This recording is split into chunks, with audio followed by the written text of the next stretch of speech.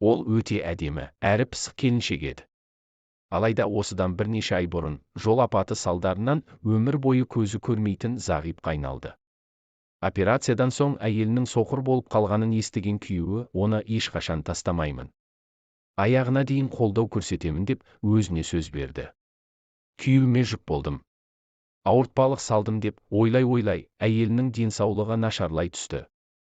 Ал күйеуі болса әйелін тез арада депрессиядан шығару керектігін ойлап, психолог мамандардың көмегіне жүгінді. Өйткені жас әйел күннен күнге өзімен өзі болып, ешкіммен сөйлескісі келмейтін, ешқайда шыққысы келмейтін тұйық мінезді болып кетті. Әйеліме қалай көмектесем екен деп жолдасы көп ойланды. Ақыры ескі жұмысы есіне түсіп, әйелінің тез арада жұмысқа кіруіне көмектеспек болады. Бірақ сәл нәрсеге ренжіп қалатын, тез жылап қалатын, үйде көңілсіз отырғысы келетін әйеліне оны қалай айтсын. Бір күні бар батылдығын жиып, енді әйелінің де жұмыс істеу керектігін айтады. Әйелінің үрейі ұшады. Мен соқырмын, білмеп пе едің? Қалай жұмыс істей алады дейсің? Деп қатты ашуланады.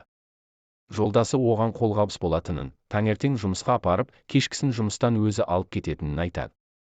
Әйел үмітсіздікпен келіседі. Өйткені күйеуін жақсы көретін және оны ренжіткісі келмейтін. Осылай жұмысқа бірге барып, жұмыстан бірге қайтып жүрді.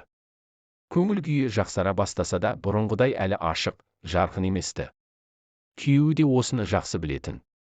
Бір күні: жұмысым көп, енді сені апарып әкеле алмаймын, өзің барып үйренуің керек дейді. Әйел ешқайда бармайтынын, далаға жалғыз шығуға қорқатынын айтып жылайды. Бірақ кейін осыған да келіседі. Енді аялдамаға дейін өзі барып, автобусқа отырып, жұмыстан өзі қайтатын болды. Осылай бір ай өтті. Бір күні автобусқа отыра бергенде, шопырдың «қандай бақыттысыз» деген сөзін естиді. Өзіне айтылғанын түсінген кезде «неге?» деп сұрайды.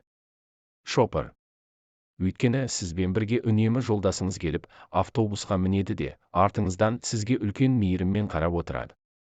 Сізден бұрын автобустан шығып, сіздің аман шығуыңызды, сосын бағдаршамнан аман өтуіңізді қадағалап жүреді. Сіз офиске кірген кезге дейін сізге қолғабыс беріп, артыңыздан қалмай жүреді дейді. Келіншек қуаныштан көзіне жас алды. Міне, адал махаббат деген осы. Апта сайын, ай сайын өз жұбын ауыстыратын жігіттер мен қыздар осыдан үлгі алса екен. Өз сүйіктісіне барынша адал болып, тек бақыт сыйлауға асықса екен. Сүйсін, сыйласын, мәңгі бірге болсын.